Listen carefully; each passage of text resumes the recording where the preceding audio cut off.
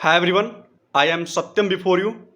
Today we are going to learn 26 letters of English alphabets, but not like A for apple and B for ball. We are going to do something extra. We are going to try something extra which is of utmost importance.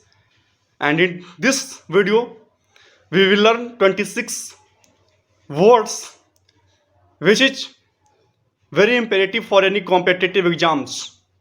So, we are going to start that, but one thing we should keep in mind that we will not learn those all words like A for apple, B for ball, but the scenario would be same somewhat.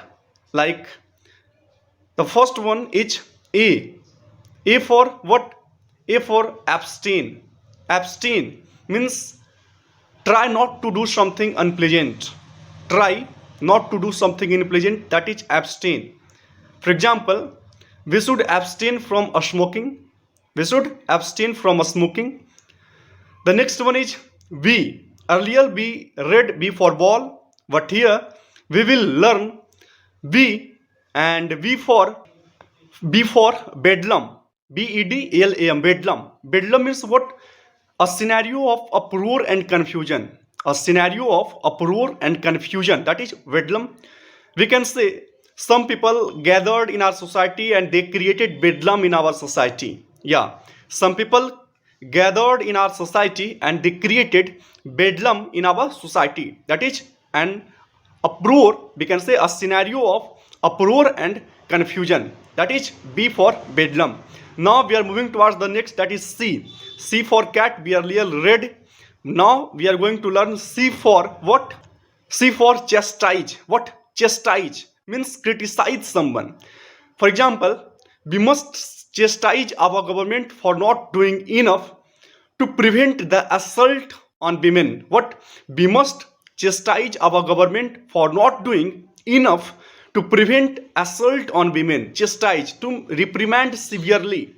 To reprimand severely. That is C for chastise.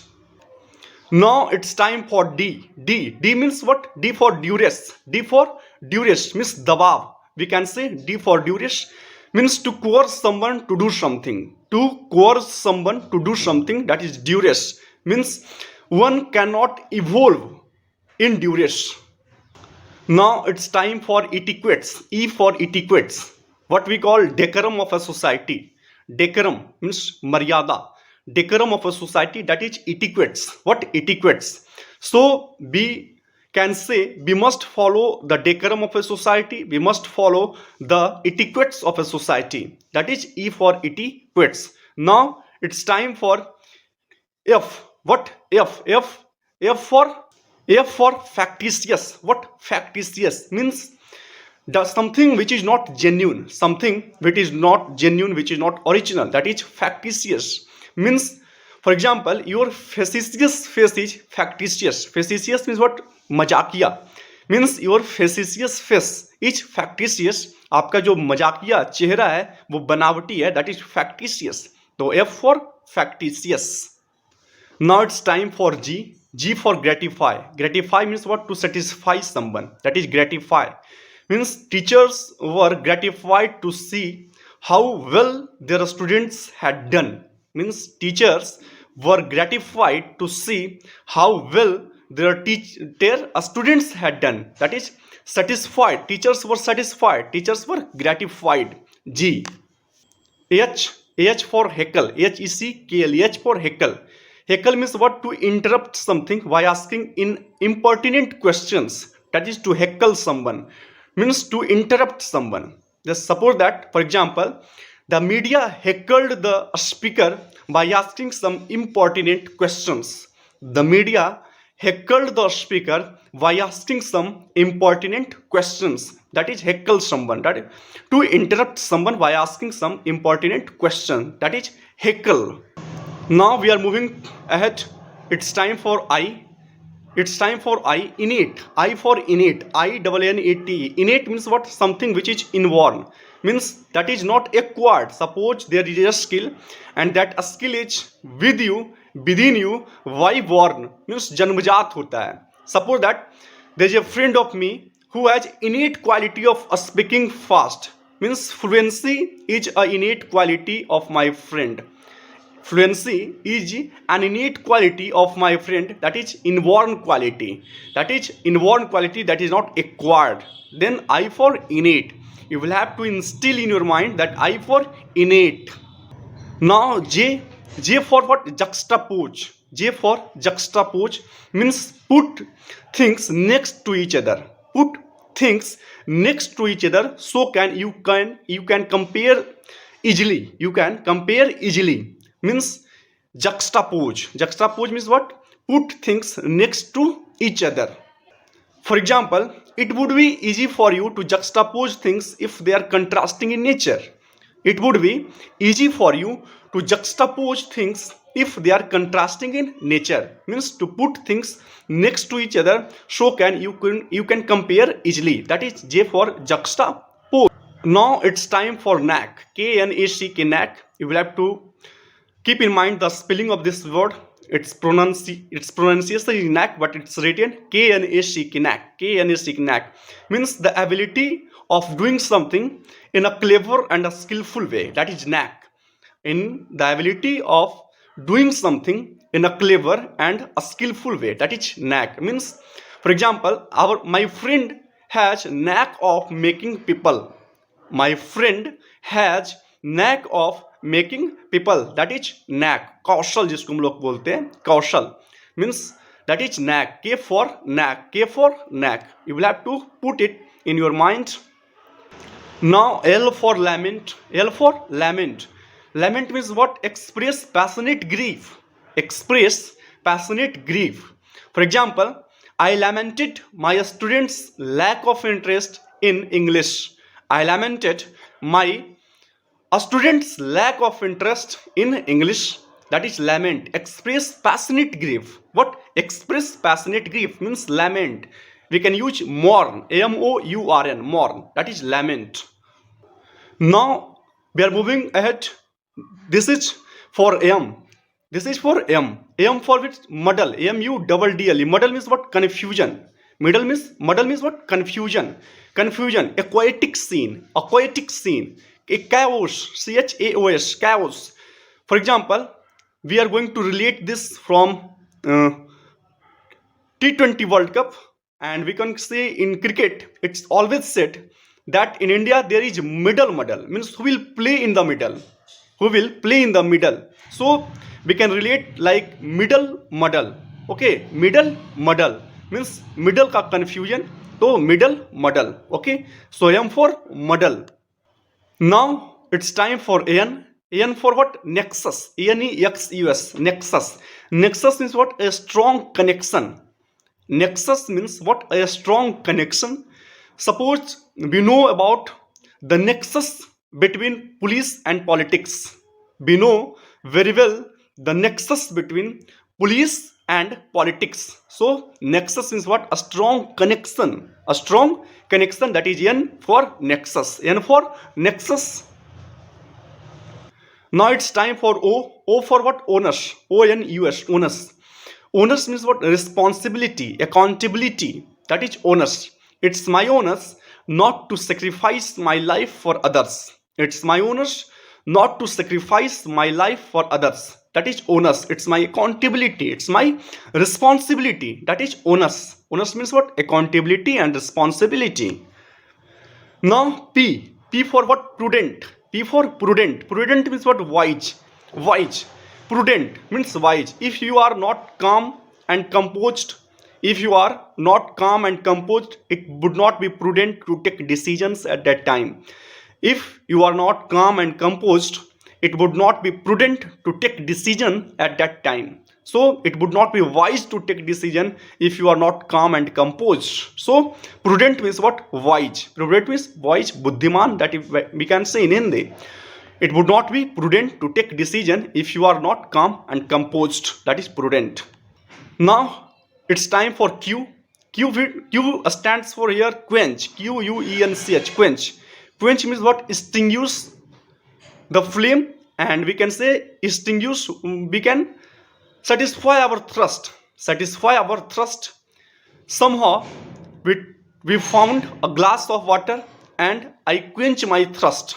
I quench my thirst. प्यास बुझाना है ना. quench means satisfy करना अपने thrust को, that is quench, QUNCH. So Q means quench. R for respite, RESPITE, respite. Respite means what? Respite, RESPITE. Relief from something unpleasant. Relief from rahat. Relief from something unpleasant. For example, we worked for hours without respite. We worked for hours without respite. बिना राहत के, है ना. That is respite, RESPITE, respite. Now it's time for S. S for what? Saga. SAGA, saga. Saga means what? A long past story. A long past story. For example, we can say there is a long saga, and that before every successful person there is saga of patience and perseverance. Before every successful person there is a saga of patience and perseverance. Saga, a long story of something, a long past story of something, that is saga. Akhyaan and gatha, in Hindi we can say Akhyaan and gatha. So saga. Now it's time for T. T for what? Tedious. TEDIOUS, tedious. Tedious means we can say something which is too long, too dull, too slow. That is tedious. In Hindi, ubau. We can say ubau, something which is ubau in Hindi. Okay, that is tedious. Suppose that we went out for expedition, but that expedition proved tedious. That expedition ultimately proved tedious because of unfavorable condition, we can say. So ultimately that expedition proved tedious, means ubau. That was too long, that was too dull, that was too boring. Okay, that is tedious. Now it's time for U. U for what? Umbrage. UMBRAGE. Umbrage. Umbrage is what? Annoyance. Umbrage means annoyance. Annoyance means narazgi. In Hindi we can say U for umbrage. Umbrage means narazgi. Means, for example, I can say that my father took umbrage on my remarks. My father took umbrage on my remarks. That is umbrage. Narazgi. That is U for umbrage. Now it's time for V. V for vogue. VOGUE. Vogue. Vogue means something which is prevalent in our society.